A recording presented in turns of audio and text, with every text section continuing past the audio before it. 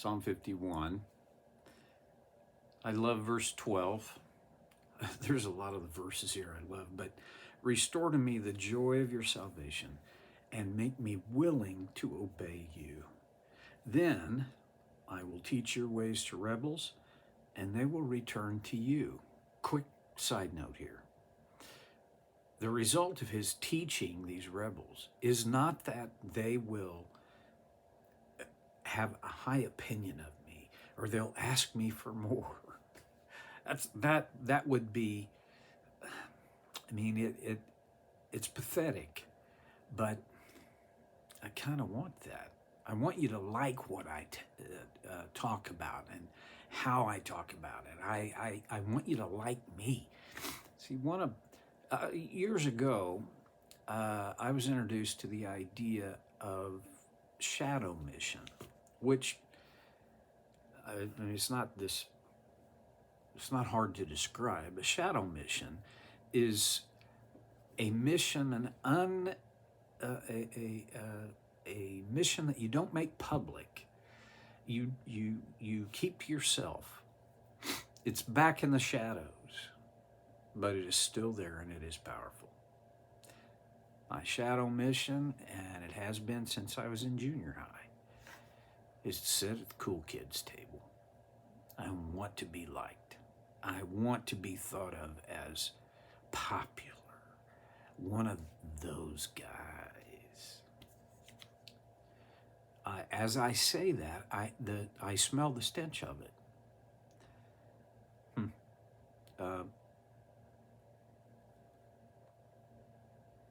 I want the result of my in whatever setting, my teaching, to be the people will be turned toward God. Whether they're turned toward me or not, come on. There's no sense in feeding my pride in that way. It doesn't help the student, and oh my goodness, it doesn't help me. Because the truth is, God gives grace to the humble, but he resists the proud. There's enough in life that's working against me already.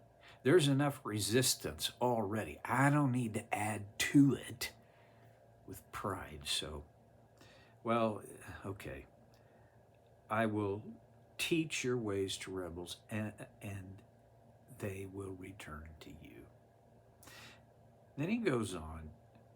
This is the first time he has used the word forgive in this poem.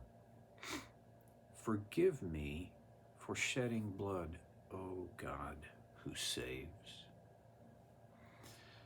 David was a man of bloodshed. He was a warrior. And I'm not talking about, he was back at HQ moving the toy soldiers around on a map. No, he was out there wielding a sword, killing the enemy. Remember that the young women of Israel had a song they would sing, and this song made Saul angry enough and disrespected enough that he wanted to kill David. And the song was simple. Saul has killed his thousands. David has killed his tens of thousands. I tend to forget how brutal the world was in David's day. In times of war, our military kills thousands upon thousands, yes. But not in the same hand-to-hand way as in David's day. David was a man of bloodshed. And what was his most convicting bloodshed? Well, it's something that he didn't personally, he didn't drive the sword in. He didn't shoot the arrow that killed Uriah the Hittite. But his order did. I believe that's the shedding of the blood that he was talking about. And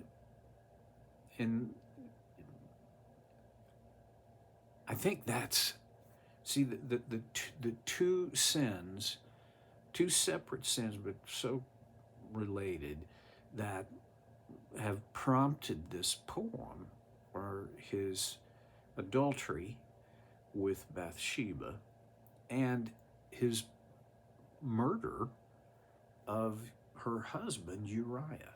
You knew that. Forgive me for shedding blood, O God who saves. We don't shed blood. I can say I have never shed another person's blood. Not physically. Psychologically?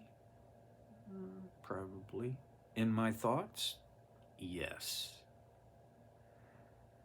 I don't know that any of us could say, oh, I don't need to pray that prayer. Now, some, honestly, are less inclined to do this.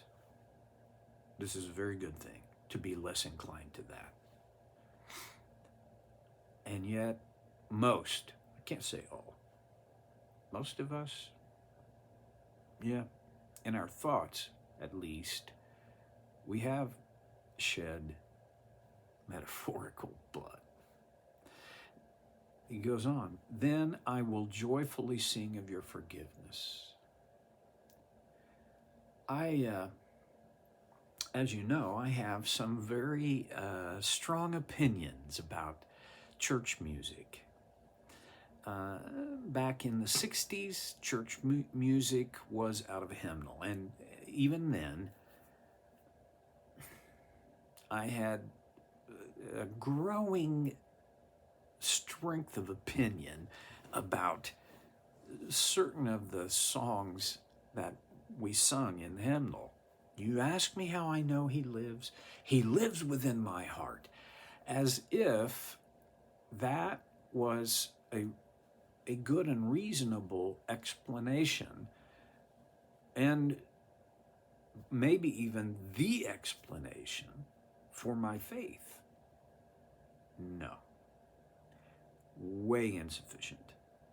Anyway, and now with contemporary Christian church worship music, I have tons of opinions.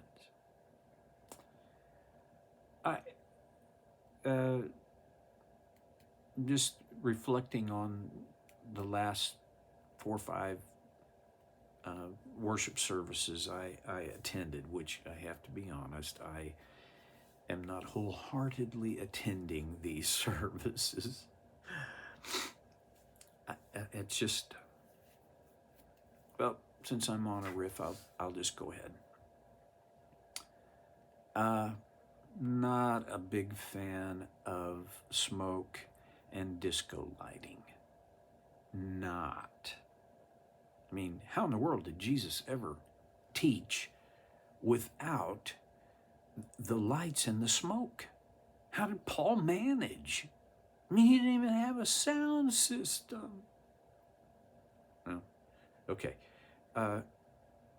Here's the thing, though, in reference to what I just read, then I will joyfully sing of your forgiveness. A lot of this past weekend, virtually all the songs were centered on my own weakness. My life is so hard. I mean, it was like, come on. I don't remember any, there was no joyful singing of God's forgiveness. I wonder if that could be reintroduced.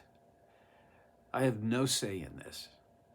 the songs I like, the kinds of music I deem as worthy, I don't have a voice, which is probably good, because if I did, I would want to dominate. Did I mention to you this thing about pride? Well, David wasn't saying, and then I will write these wonderful worship songs that'll get sung by everybody, and they'll just keep creeping up on the chart. I mean, he's talking about personal here. I will personally sing joyfully of your forgiveness. You may not be a musician. You may not be a singer. But you probably, with some exceptions, you probably can sing. If you measure yourself in terms of how well you sing by how well others sing, well, it's up to you.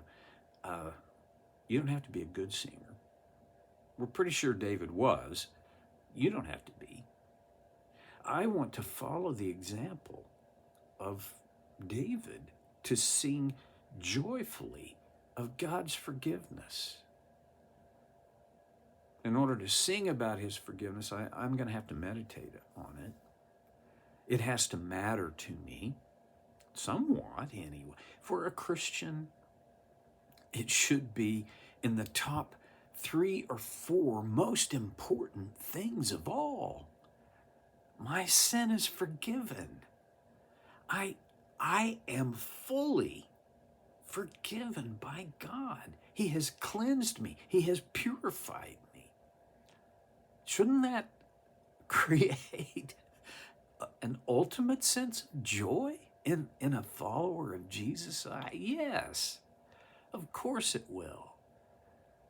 I'm guilty of whining about my failures and my weakness and my shortcomings, the shortfalls in my life, rather than singing joyfully because of the forgiveness that is mine. Maybe that's a word for you today. Maybe, like me, would do you good to dwell on this fact that you're forgiven. And that legitimately should produce songs of joy. Okay. Then in verse 15, interesting idea. Unseal my lips, O Lord, that my mouth may praise you. Well, what had sealed his lips with regard to praise before this? It was his guilt. That's how guilt works. One of the things it does is it seals our lips for praise. See, guilt, if we do not deal with it on God's terms according to his design, which for us on this side of the cross, the one verse that encapsulates that is 1 John 1:9. If we confess our sins, he is faithful and just to purify us from all sin and cleanse us. Well, okay. When we don't deal with our guilt, it seals our lips. Guilt, well, it creates the barrier, emotional, mental, intellectual, spiritual barrier between us and God. Unconfessed sin will seal my lips. Well, okay, we're going to pick that up again next time. I'll see you then on So Care with Stevie.